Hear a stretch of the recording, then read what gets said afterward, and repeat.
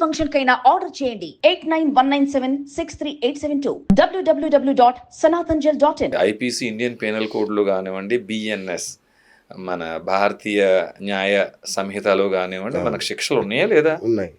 ఇట్లా అకారణంగా ఒకరిని దూషించిన, ఒకరిని బెదిరించిన, లేదు మతం మీద ఏమైనా నిందలు వేసిన ఆ శిక్షలు ఉన్నాయా లేదా?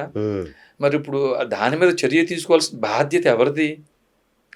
మీరు నేను ఒక కెమెరా ముందు కూర్చుని మన డిస్కషన్ చేసుకోవటం వల్ల అన్వేష్ మంచివాడు కాడు, లేకపోతే అన్వేష్ చెడ్డవాడు అని మాట్లాడుకోవటం వల్ల వచ్చే ఉపయోగం ఏమిటి? ఒక్కసారి తప్పు చేసిన వ్యక్తికి శిక్ష పడితే ఇంకొకరు తప్పు చేయడానికి ఆలోచిస్తారు. మీరు చెప్పారు న్యాయ వ్యవస్థ ఫెయిల్ అయిందని, న్యాయంగా జరగట్లేదు, రైట్, అయిపోయింది.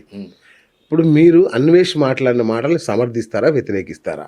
ఆడవాళ్ళకి వ్యక్తిగతంగా వాళ్ళు ఏమైనా బట్టలు వేసుకోవచ్చు, వేసుకుంటే తప్పేంటి అని మాట్లాడుతున్నాడు. అంటే ఆడవాళ్ళైనా మగవాళ్ళైనా ఎవరైనా ఇప్పుడు ఈ కాలంలో ఆడవాళ్ళు కూడా ఉద్యోగాలు చేస్తున్నారు, మగవాళ్ళు చేసే పనులన్నీ ఆడవాళ్ళు కూడా చేస్తున్నారు. కాబట్టి మనం ఆడవాళ్ళకి మాత్రమే ఈ రిస్ట్రిక్షన్ పెట్టేసి మేము స్వేచ్ఛగా ఉంటాము, మేము 10 మందితో తిరుగుతాము కానీ మీరు తిరగకూడదు అనే మాట ఎప్పుడైనా తప్పే విఎస్ గారు. ఇప్పుడు నేను 10 మంది వాళ్ళతో ఎఫ్ఐఆర్ పెట్టుకుంటాను నేను, కానీ ఆడది మాత్రం పెట్టుకోకూడదు. నేను చేస్తే ఒప్పు, ఆడది చేస్తే తప్పు అనే భావం ఎప్పుడైనా ఏ కాలంలో అయినా తప్పేనండి. పెట్టుకున్నది ఆడవాళ్ళతోనే సార్. అదే కదా వేరే మరి అదే కదా వచ్చిందండి, అదే కదా వచ్చింది. ఇద్దరు ఉంది, అందులో ఇద్దరు భాగస్వామ్యం ఉంది. ఇప్పుడు రెండోది మనకి మీరనే అన్వేష్ గారు కానీ శివాజీ గారు కానీ ఇద్దరు మాటలు కొంచెం కాంట్రరీగా ఉండొచ్చు. ఈయనేమో మనం శుభ్రంగా కప్పుకుంటే గౌరవంగా ఉంటుందని అన్నారు, ఆయన విప్పుకున్నా ఏం పర్వాలేదని అన్నారు. సో ఇద్దరు 2 రకాల భావజాలను కలిగి ఉన్నారు. కానీ నాకు గౌరవం కావాలి, నాకు మర్యాద కావాలి, అది నాకు చీరలో వస్తుంది, అంటే నిండుగా కప్పుకునే వస్త్రధారణలో వస్తుంది అనుకునే వాళ్ళందరూ దాన్ని సమర్థించున్నారు. అంటే సామాన్లు అనే మాట వాడడాన్ని కొంచెం అందులో దానికి ఆయన క్షమాపణ కూడా చెప్పాడండి. ఆయన చెప్పారు. సహజంగా ఏంటంటే అందరూ లోపల అనుకునే మాట ఆయన బయట అన్నాడండి. ఏమండి నిజానికి ఇప్పుడు ఎంతో మంది అశ్లీలంగా అమ్మాయిలు అట్లా ఉన్నప్పుడు ఎగబడి చూసే ఈ అబ్బాయిల ఉద్దేశం ఏమిటండి? ఏం చూడడం కోసం అండి వాళ్ళు? దాన్ని ఆయన పైకి అన్నారు. ఒక అక్కలుగానో చెల్లెమ్మలుగానో లేకపోతే బంధువులుగానో భావించి అట్లా మనం ఎక్స్పోజ్ చేయటం వల్ల మనం గౌరవం కోల్పోతాము, మీరు ఆ గౌరవాన్ని కోల్పోవద్దు అని ఓ పెద్ద మనిషి కింద ఆయన మాట చెప్పుంటాడండి ఆయన. ఇప్పుడు ఈ అన్వేష్ గారు ఏమీ లేదు మీరు ఇప్పుకుని తిరిగేసేయండి అంటే ఆయన అలా చేస్తున్నాడు కాబట్టి, అలాంటి వారితో ఆయన తిరుగుతున్నాడు కాబట్టి ఆయన చెప్పుండొచ్చండి.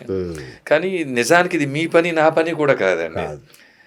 నిజానికి ఎవరి మాటల్లో అయితే తప్పు ఉందో, ఎవరి మాటల్లో అయితే దోషం ఉందో, ఆ దోషం ఉన్న వారి మాటల మీద చర్య తీసుకునేటువంటి కమిషన్స్, కోర్టులు, ఫారమ్స్ మనకు అందుబాటులో ఉన్నాయండి. సరే మీరు చెప్పండి విఘ్నులు మీరు, ఇట్లాంటి డిఫమేషన్ కేసులు ఎవరికైనా శిక్ష పడ్డ దాఖలు ఉన్నాయా? ఇట్లా మాట్లాడినందువల్ల ఎవరికైనా ఇంతవరకు ఏ కోర్టు అయినా శిక్ష విధించిందా? ఏమండి, అమ్మాయి కనిపిస్తే ముద్దైనా పెట్టండి, కడుపైనా చెయ్యండి అని అన్నారు బాలకృష్ణ గారు. అప్పుడు ఈ చర్చ ఏమి రాలేదు కదండి. ఎందుకు రాలేదండి?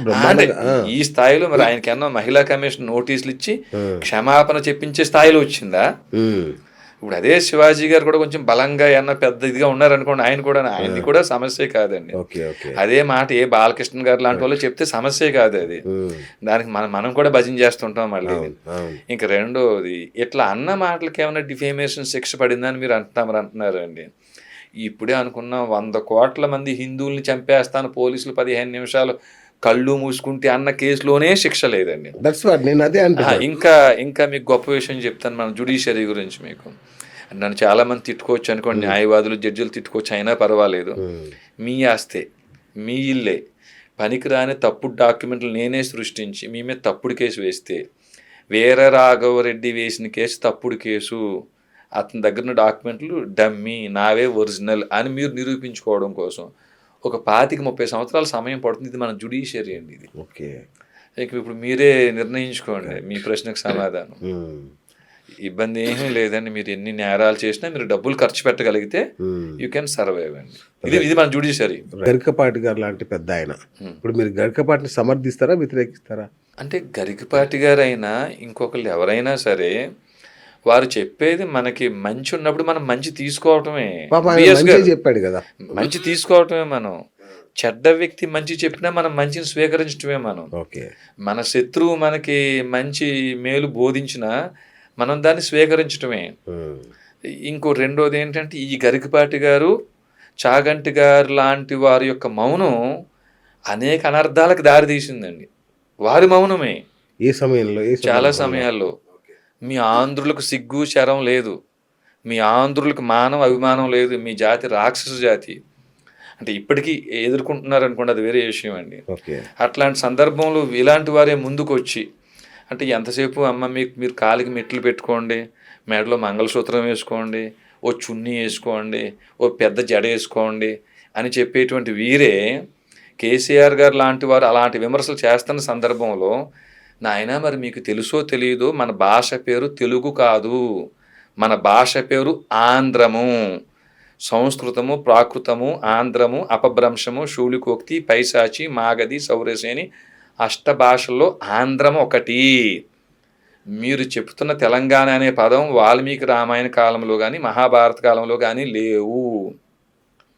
సీతమ్మను వెతకడం కోసం ఆయన సైన్యాన్ని 4 దిక్కులా పంపినప్పుడు దక్షిణం వైపు చెప్పిన 16 దేశాలలో కౌశిక పుండ్ర పులంద ఆంధ్ర మలయాళ దేశాల పేర్లు ఉన్నాయి తప్ప మీరు చెప్తున్న తెలంగాణ అనే దేశమే లేదు, తెలంగాణ అనే ప్రాంతమే లేదు. త్రిలింగ తెలుగు ఆ పేరుతో మనకు తెలుగు భాష అయ్యింది, కానీ మన భాష పేరు ఆంధ్రము అని ఇట్లాంటి సత్యం కానీ ఆ రోజు బోధించగలిగి ఉండుంటే ఈరోజు వారికి అవకాశం ఉండుండేది కాదు కదండి.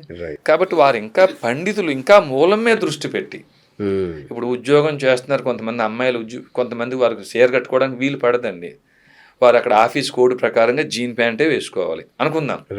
ఎయిర్ హోస్టెస్ ఉన్నారు, వారి యొక్క ఆ కోడ్ ప్రకారంగా వారు మిడ్డీ వేసుకోవాల్సి వస్తుంది. అక్కడ వారు కోడ్ ప్రకారంగా వారు అక్కడ ఏమో చిన్న మినిమం ఏదో ఒక బ్రా లాంటి టీ షర్ట్ లాంటి ధరించాల్సి వస్తుంది. దానికి మనం ఏం చెప్పగలుగుతామండి? మనం పాతకాలంలో లేదు కదా. కాబట్టి ఇంకా మనం పురుషాధిపత్యం పేరుతోటి మీరు ఇదే ధరించొద్దు అనే మాటల కంటే కూడా ఇంకా మూలంలోకి వెళ్ళి ఇట్లా మనకు జరిగే తప్పులు ఇవి అని కానీ స్పష్టంగా చెప్పగలిగి ఉండుంటే, అంటే ఉదాహరణకి మనం మొదట అనుకున్నామండి హిందూ ధర్మం అనే పదం వాడేమండి. అసలు హిందూ ధర్మం అంటే ఏమిటి? మీరు రాముడిని తీసుకున్నా, కృష్ణుని తీసుకున్నా, శివుణ్ణి తీసుకున్నా, దుర్గమ్మని తీసుకున్నా, ఎవరిని తీసుకున్నా వారు ఏమి సాధించారని ఇన్ని యుగాలుగా ఇంకా మనం గుర్తుపెట్టుకున్నాం. వారు చేసిన పని దుష్ట శిక్షణ శిష్ట రక్షణ. ఆ దుష్ట శిక్షణ శిష్ట రక్షణ ఇప్పుడు జరిగితే ఇన్ని లక్షల ఎకరాల దేవాలయాల భూములు ఎందుకు అన్యాక్రాంతం అయిపోయి ఉన్నాయండి? ఇప్పటికీ కోర్టులో కేసులు పెండింగ్ ఉన్నాయండి. మన మఠాలో పీఠాలో చేయాల్సిన బోధన ఏమిటండి? ధర్మాన్ని బోధించటం. ఈ ధర్మాన్ని ఎవరికి బోధించాలండి? ఎవరు ధర్మాన్ని తప్పారో వారికి బోధించాలి. ధర్మం తప్పింది ఎవరండి? మీకు నాకు బాగా ఇష్టమైన రాజకీయ నాయకులండి ధర్మాన్ని తప్పింది. ఏమండి? ఇప్పుడు మొన్న కేటీఆర్ గారు మాట్లాడుతూ లేదండి ఇలాగా ఫిరాయింపులు జరిగినాయి అన్నారు. మరి వారి టైంలో ఈ టీడీపీ ఎమ్మెల్యేలు అందరూ టీఆర్ఎస్లోకి వెళ్ళిపోతే అందరికీ కొంతమందికి మంత్రి పదవులు ఇచ్చారండి. ఇదే పని అక్కడ చంద్రబాబు గారు కూడా చేశారు కాబట్టి ఆ టైంలో ఆయన స్పందించలేకపోయారు. మరి ఈ ఫిరాయింపులను ఎవరు ప్రోత్సహించారండి? ఆ సమయంలో మరి ఇదే టీఆర్ఎస్ నేతలు ఫిరాయింపులు ప్రోత్సహించి ఇప్పుడు మా వాళ్ళు వెళ్ళిపోయారు, వాళ్ళ మీద వెయిట్ వేయండి అంటున్నారండి.